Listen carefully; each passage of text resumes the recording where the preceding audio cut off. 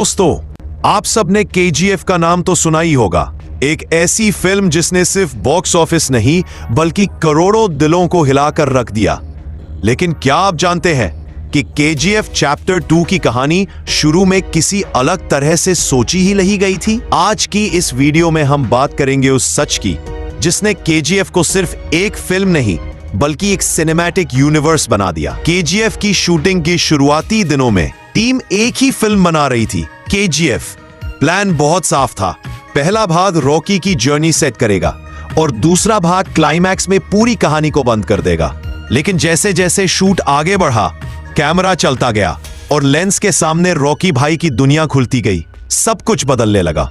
Director Prashanth Neel, producers और पूरी team को महसूस हुआ कि यह कहानी किसी छोटी मोटी एक्शन फिल्म की तरह सीमित नहीं है। यह कहानी महत्वाकांक्षा की आग, मां के सपने की कीमत और एक अनाथ बच्चे के साम्राज्य तक पहुंचने की भूख से बनी है। और इसे एक ही फिल्म में समेट देना अन्याय था। टीम के सामने एक चुनौती खड़ी थी। कहानी भावनाओं से भरी, किरदार गहरे और दुनिया इतनी विशाल कि इसे दो हिस्सों में बांटना तो दूर, एक नई फिल्म की तरह गढ़ना जरूरी था।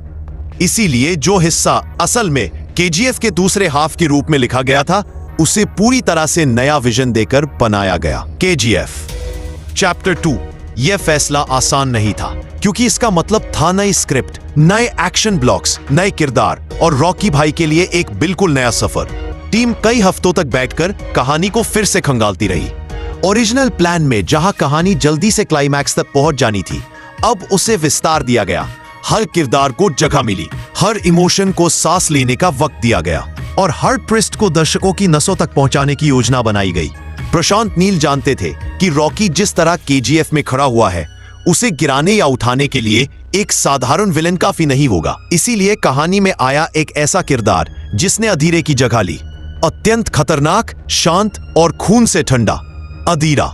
इसके अलावा राजनीति, मीडिया, सिस्टम और सोने की कीमत तक सब कुछ कहानी में इस तरह बुना गया कि ये केवल एक गैंगस्टर फिल्म न रहकर एक महाभारत जैसा महायुद्ध बन गई।